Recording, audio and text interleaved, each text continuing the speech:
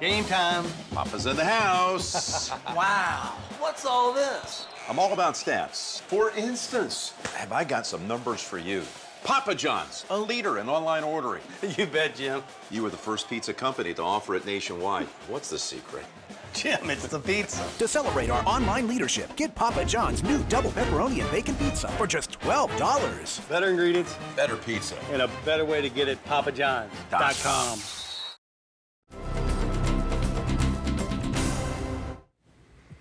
Authorities are ending the active search for bodies more than 5 weeks after the mudslide in Oso. Snohomish County Sheriff Ty Trineri said it was a difficult decision because 2 people are still missing. So far, 41 victims have been recovered. He said 11 people were saved the day of the landslide on March 22nd. The painstaking search for the missing has involved hundreds of people and dogs who combed the debris field, at times digging with their hands. County Executive John Lovick says a commission will independently review what happened before and after the slide. Transportation officials say it could take up to 3 months to clear debris from the mile-long stretch of highway buried in the disaster.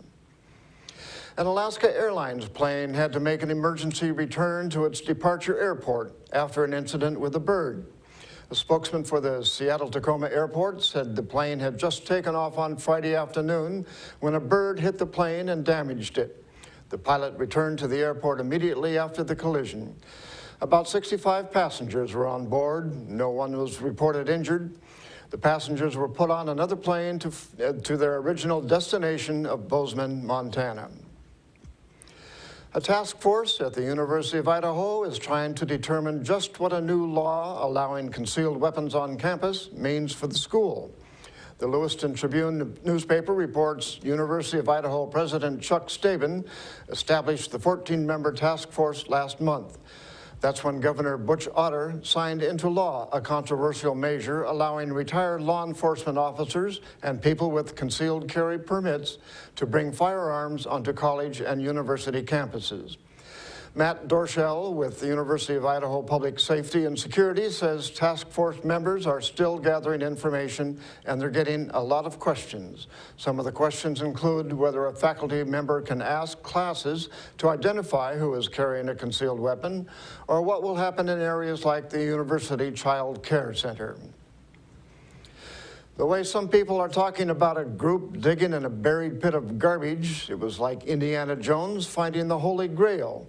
For some it was, and it ended 30 years of speculation about where a lot of Atari video games ended up. We found something.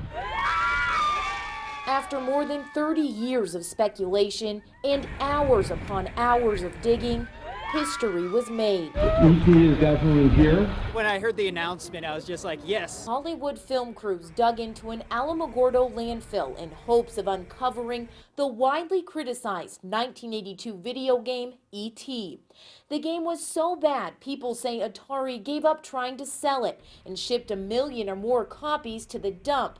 Atari never admitted to it. More than 200 spectators witnessed that urban legend become a reality. It's very uplifting to finally see someone actually unearth something ET related or Atari related from the landfill. This is history in the making here. This is a story to tell my grandchildren one day. Archaeologists say they found several thousand Atari game cartridges, many of them fully intact. They also found joysticks, game consoles, and newspapers detailing the Atari Dump event. One of the original E.T. game designers was there to enjoy it all.